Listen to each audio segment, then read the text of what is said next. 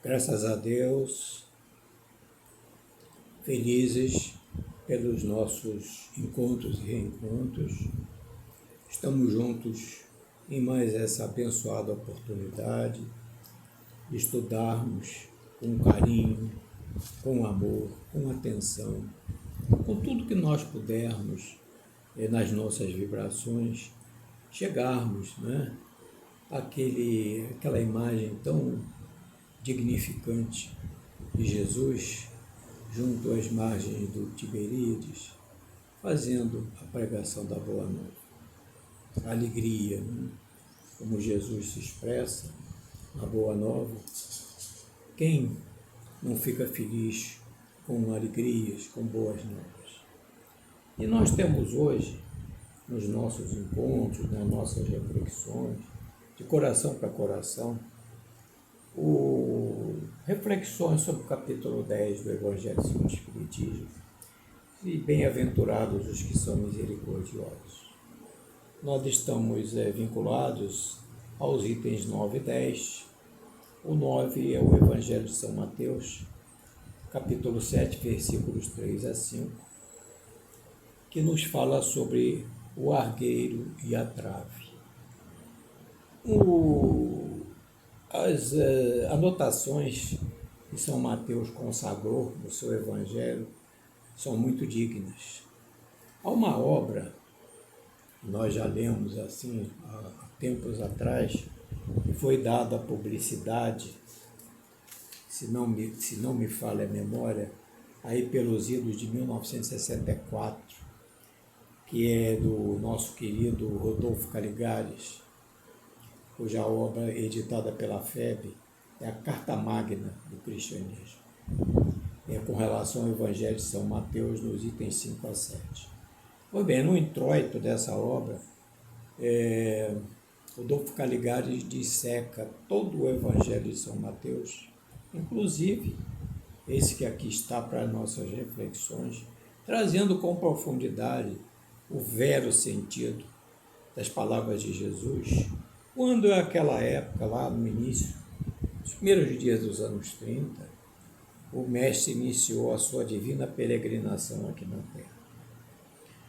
Nós vamos, assim,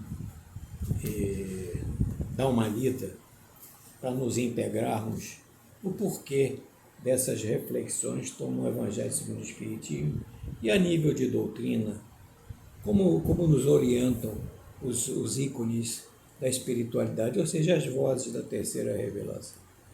O item 9, o Evangelho de São Mateus, ele não é, os registros de São Mateus não são longos, ele é bem sucinto e nos cabe aqui fazer uma leitura prévia para nós podermos refletir sobre ele. Então, o item 9 diz assim, no Evangelho segundo o Espiritismo, e retornando ao capítulo 10, bem-aventurados são misericordiosos. Como é que vedes um argueiro no olho do vosso irmão, quando não vedes uma trave no vosso olho? Ou, inversamente, como é que dizes ao vosso irmão, deixa-me tirar um argueiro do teu olho, vós que tendes no vosso uma trave? A interrogação que Jesus faz. Hipócritas, tirai primeiro a trave do vosso olho, e depois então vede como podereis tirar o argueiro do olho do vosso irmão. Olha lá em São Mateus 7, 3 a 5.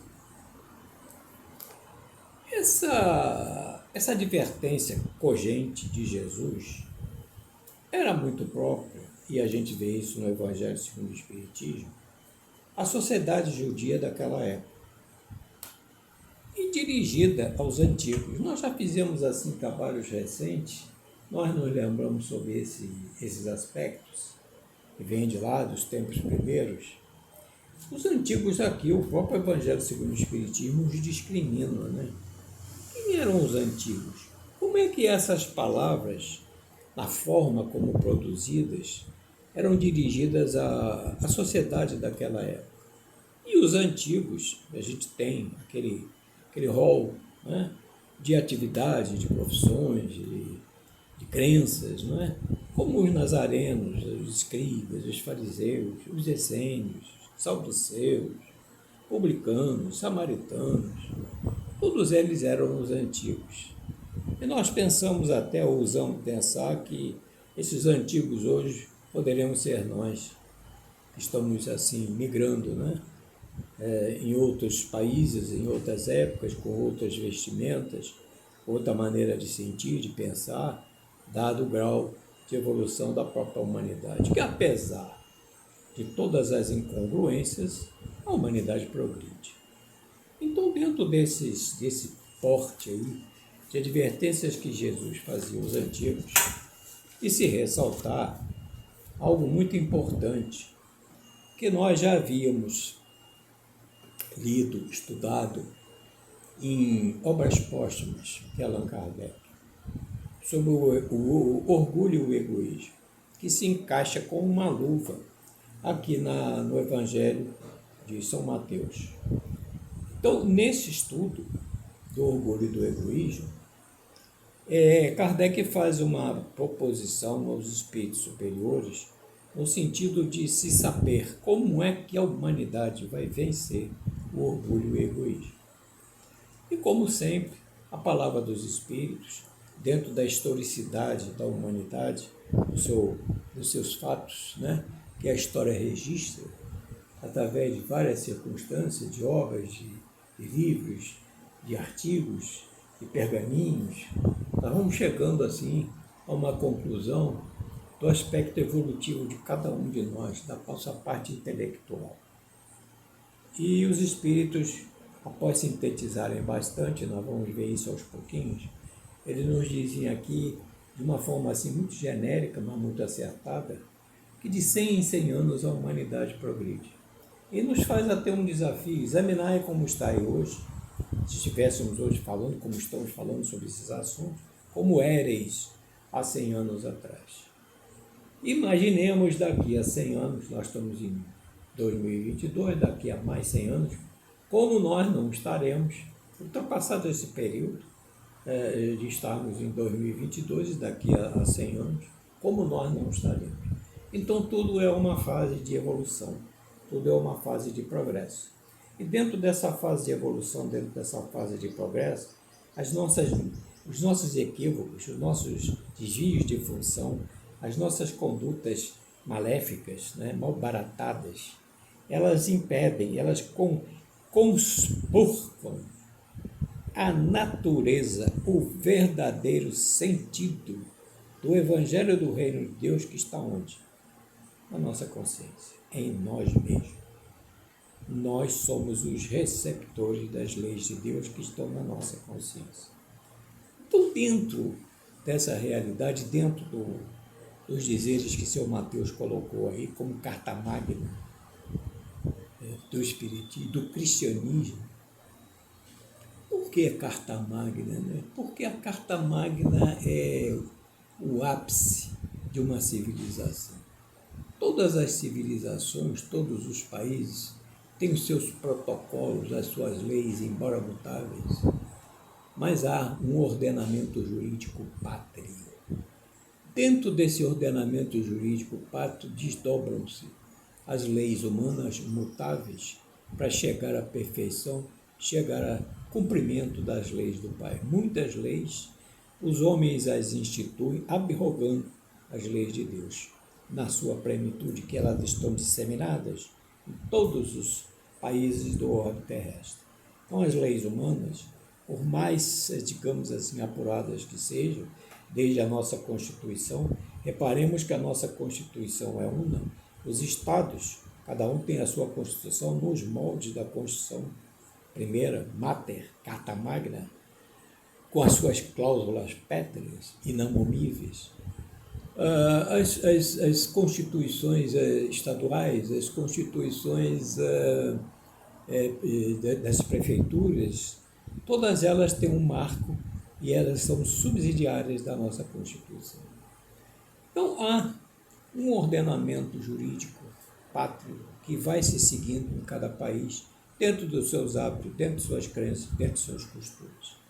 Contudo, dentro da nossa humanidade, persistem ainda, desde priscas eras, o orgulho, né, e o egoísmo. O orgulho e o egoísmo se assentam exatamente no Evangelho de São Mateus. Aí. Então, nós fizemos aqui algumas anotações para que nós possamos, dentro da nossa pequenez, estudarmos a doutrina e verificarmos essas colocações, esses ensinamentos transcendentais que nos chegam através do Espiritismo e, evidentemente, da codificação espírita, que é a doutrina. Então, nós anotamos aqui que a exaltação da personalidade de cada um de nós nos leva a nos considerarmos acima dos outros homens. Nós lemos, melhor dito, nós nunca estamos sozinhos. Há algum tempo atrás, um artigo que calou muito profundamente na nossa consciência. Nós, num mundo como o nosso, de provas e expiações, catalogado assim, pela nossa estadia, né? Pelo nosso cômputo de ações, nas nossas migrações terrenas, nas nossas idas e vindas, direito constitucional das idas e vindas, nós vamos formando um juízo de valor acerca de inúmeros temas. Então, quando nós estamos juntos, num planeta igual ao nosso, de provas e expiações, Deus, na sua infinita misericórdia, nos colocou todos juntos num planeta. É o nosso cenário do cristianismo, que, guardadas as devidas proporções, não mudou muito com relação ao cenário atual. Permanecem as mesmas idiosincrasias, as mesmas vicissitudes, os mesmos efeitos e as suas causas, tudo dentro do mundo de provas e expiações. Então, dentro dessas divagações, se nós estamos juntos num mesmo planeta, é porque temos a aprender uns com os outros. Ninguém é mais do que outro. Ninguém executa uma atividade de maior superrelatividade ou maior ênfase do que o outro. Todos estamos nos nossos caminhos. Todos chegaremos a um grau que nos possa colocar como um grau de perfeição. Está lá no 115 do Livro dos Espíritos. Então, dentro do orgulho e do egoísmo, há essa conotação, que o homem passa dentro da exaltação da sua personalidade, dentro de tudo o que ele traz, o viver dele do corpo e não da alma. Não quer saber da alma, só assuntos corporais. Ele esquece ou passa por uma amnésia da sua realidade espiritual, porque ele é filho de Deus, herdeiro da criação, herdeiro da herança divina. Ele tem uma fatalidade, não é a chamada morte, é chegar à perfeição, que todos chegaremos um dia. Então, julgando-se com direitos superiores, ele se melida com o que quer que, a seu ver, constitua ofensa a seus direitos. E essa importância que ele dá aos seus direitos, à sua personalidade, né? Ele naturalmente se torna egoísta. Tanto o orgulho quanto o egoísmo, dizem os espíritos, lá no Obras Póstumas, nesse estudo, nasce um sentimento natural. Ele é o orgulho, o egoísmo, ele nasce de um. Nós já vimos isso no Livro dos Espíritos. Lá é um sentimento natural, que é o do instinto de conservação. E nós verificamos aqui que o instinto de conservação é uma inteligência sem raciocínio. É pelo instinto que todos os seres provêm as suas necessidades. Quem diz isso? Os espíritos superiores, lá na questão 73 do Livro dos Espíritos. Então, todos os instintos possuem a sua razão de ser. Eu não criaria nada nefando, nada impróprio. E a utilidade dele, porquanto Deus não poderia ter feito nada de inútil se não preservasse em nós, desde os nossos primeiros momentos, esse instinto de conservação que todos temos, verdade se diga. Então, Deus não criou o mal. Realmente, nós já fizemos um trabalho recente, nós aludimos à questão 120 do Livro dos Espíritos. Ou nós é que caminhamos pelas vias da ignorância. E das vias da ignorância, até nos lembramos de uma passagem de Boa Nova. Jesus, instruindo os seus discípulos, comenta com eles: quando nós criticamos o nosso irmão, não é o nosso irmão que estamos criticando, mas o que existe de ignorante dentro dele. Isso é que cabe à retificação. a modulação do espírito para outras instâncias superiores. Então, é o homem que produz esse orgulho, esse egoísmo, através dos caminhos da ignorância, abusando dos dons de Deus. Ele fere, né? Assim como ferimos direitos constitucionais na nossa ignorância legal, nós também ferimos os direitos de Deus, que são imutáveis. Não podemos abrogá-los, sim praticá-los, atendê-los. E aí desviamos o nosso livre-arbítrio. O homem não foi criado orgulhoso, nem tampouco egoísta, mas simples e ignorante. Questão mais do que lida, comentada, é a questão 115 do Livro dos Espíritos. Todos fomos criados simples e ignorantes. Mas para que o orgulhoso, anotamos aqui, deixe de crer na sua superioridade, cumpre-se-lhe prove que ele não é mais do que os outros, e que entre este, ou seja, os outros, são tantos quanto ele. Há um equilíbrio de valores. Eu não sou melhor do que ninguém, e esse alguém também não é melhor do que eu. Nós estamos juntos no mesmo planeta, vivenciando, uns aprendendo com os outros. Está lá no desdobramento do mandamento maior, que é amar a Deus com todo o coração, com toda a ênfase, com todo o espírito, com toda a alma. E um outro mandamento semelhante a esse, amar o próximo como a si mesmo. Aí está toda a lei, os profetas. Lei máxima, lei maior, que há de ser cumprida e não abrogada como nós abrogamos no curso das nossas existências. E agora estamos aprendendo a não mais proceder dessa forma.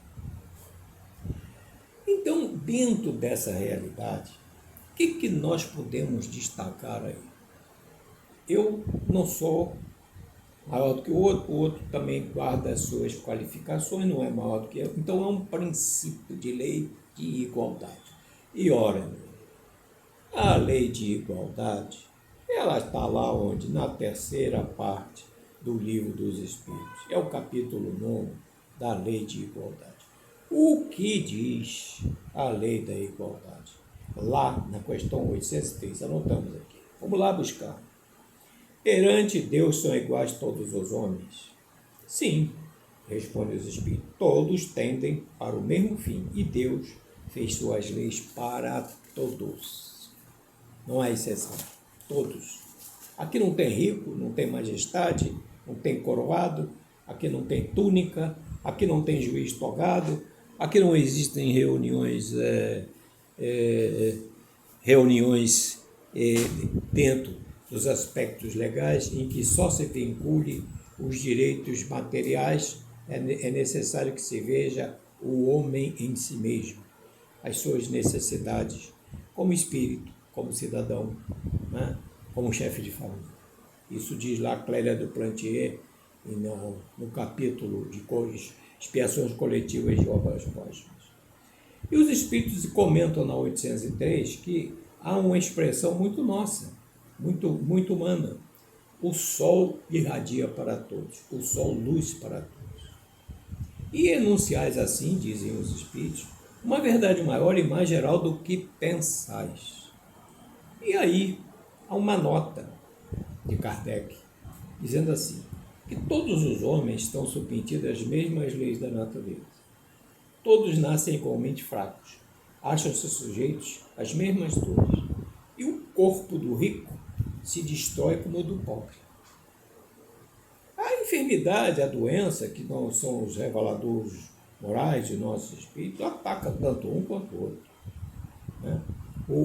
A enfermidade em si, o vírus em si, a causa mortes em si, a causa do nosso retorno à parte espiritual, ele não tem nome, ele não tem posição, ele não tem casta, ele não tem a aristocracia do nascimento. Somos espíritos habitando corpos, cada um dentro da sua necessidade evolutiva. Então Kardec faz essa colocação. São submetidos às mesmas leis da natureza. Todos nascem igualmente fracos. Acham-se sujeitos às mesmas dores. E o corpo do rico se destrói como o do pobre. Deus a nenhum homem concedeu superioridade natural, nem pelo nascimento, a aristocracia do nascimento, nem pela aristocracia, pelo, com, o fato é inexorável que é a chamada morte. Todos aos seus olhos são irmãos.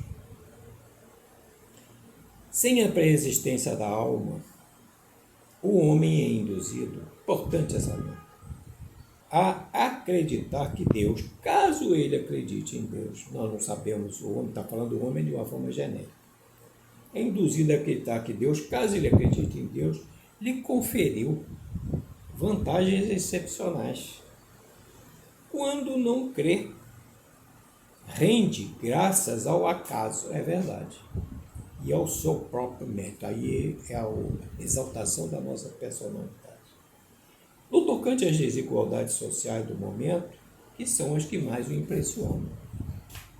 Então, dentro desse estudo do orgulho, do egoísmo, e dentro dessa conotação muito significativa do Evangelho de Mateus, o que nós temos que fazer, estamos aprendendo, vamos dizer com muita dificuldade, mas estamos aprendendo, no curso das nossas migrações terrenas, é que os Espíritos nos ensinam assim. E sejamos, portanto, severos para conosco, indulgentes para a fraqueza dos outros. Ora, o que isso quer dizer? Severos para conosco. Uma inversão de valores do que está no conteúdo do Evangelho. E é o que Jesus efetivamente mostra aos antigos, a nós outros naquela época, que compunhamos a sociedade judia, é essa severidade para conosco, né? Que nós temos uma trave nos nossos olhos, e uma trave é uma trave, e nós queremos tirar um argueiro do olho nosso. O que é um argueiro? Se nós formos ao dicionário, nós vamos ver que o argueiro é coisa insignificante, no sentido figurado. E é também o que? Ele é assim, algo praticamente poeira, grão infinitesimal de poeira, comparado com a trave que nós temos nos nossos olhos. Então, dentro dessa realidade, por que nós exaltarmos a nossa personalidade e ir lá no outro e contra todos os argumentos morais da alma, não do corpo, invertermos, malbaratarmos a orientação espiritual que nos é dada pela lei maior, amar a Deus sobre todas as coisas e amar ao próximo como a nós mesmos. Como é que nós podemos amar o próximo como a nós mesmos se nós ainda não edificamos o amor, a autoconfiança em nós mesmos? Onde é que está o amor dentro de nós? Malbaratado. Está sobre, digamos assim, as camadas de nebulosidade. Está assim oculto dentro dos nossos miasmas. Ele está assim como se estivesse debaixo de areia movediça, não sobre terra firme. Ele está sobre areia movediça que vai se ajustando às circunstâncias próprias do viver, sem nos atermos à nossa voz consciencial, onde as leis de Deus aí estão inseridas. Então nós vamos paulatinamente despertar. Como é que nós podemos despertar dentro dessa realidade, dentro desses conceitos, dentro desses mandamentos? É ir lá preocupado com essa coisa insignificante no olho do nosso irmão, quando nós não vemos as grandes impropriedades nós trazemos das nossas heranças atávicas que ainda subsistem em nós. Então o próprio Livro dos Espíritos, nas questões lá da vida futura, das compensações, nos traz um tríduo. Nós escrevemos aqui, nos lembramos dele, né? O nosso relacionamento, no nosso dia a dia, isso pode ser difícil ainda hoje, mas é o nosso norte, é a nossa busca, é sermos benevolentes para com todos, indulgentes para com as faltas alheias. Está aí um exemplo, o argueiro e a trave. e o perdão das ofensas. Esse é o nosso caminho, é o nosso ítem.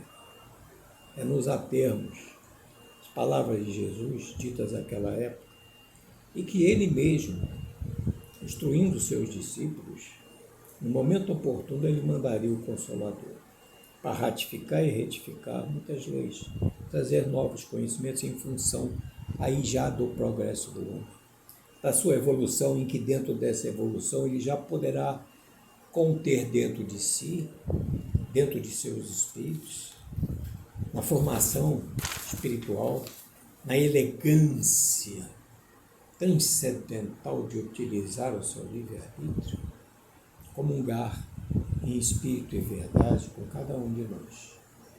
Porque se somos companheiros, irmãos, no mesmo planeta, se vivemos no mesmo mundo criado por Deus para nos receber, que teve o seu momento, teve seu início, teve seu meio, está tendo os seus progressos, tanto morais quanto os intelectuais, até mesmo transcendentais, em função das gerações, aquelas que retornam, aquelas que chegam, as que chegam mais evoluídas, e até mesmo aqueles que daqui saíram, foram para a erraticidade, se trabalharam e se melhoraram e vêm com essas gerações, outros tantos que aqui estiveram e estão na saída, e que nessa saída irão habitar outros mundos, porque ainda não conseguiram se manter aqui, dentro desse íter de progresso moral, de progresso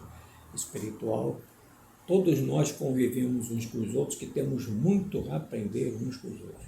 Num eu encontro tolerância, no outro nós encontramos caridade, no outro nós encontramos paciência, no outro nós encontramos boa vontade em ajudar, auxiliar, servir, sem interesse pessoal.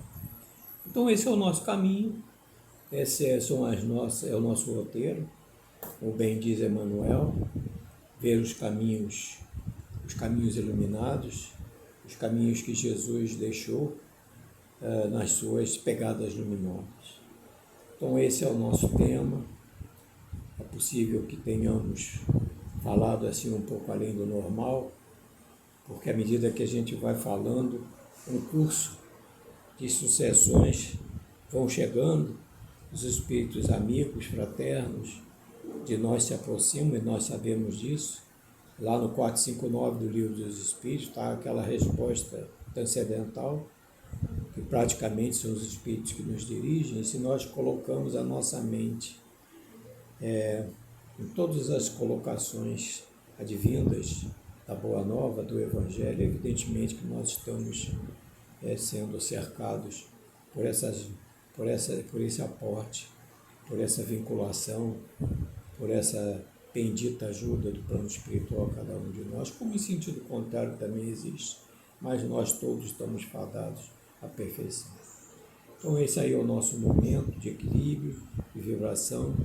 Agradecemos a paciência de todos, a reflexão de todos, porque cada um de nós que pensa de uma certa forma equilibrada, que vai conjugando uma série de argumentos, talvez retificando uma coisa aqui, outra coisa ali, todos nós formamos um elo de amor, um elo de reconhecimento nosso, das nossas dificuldades, vivendo e aprendendo. Graças a Deus, Jesus nos auxilia a todos nos nossos caminhos, e que estejamos sempre, como diz Amélia Rodrigues, partindo do nosso ponto, para o ápice das nossas realizações espirituais. Graças a Deus, até uma próxima. Jesus esteja em nossos corações. Que assim seja.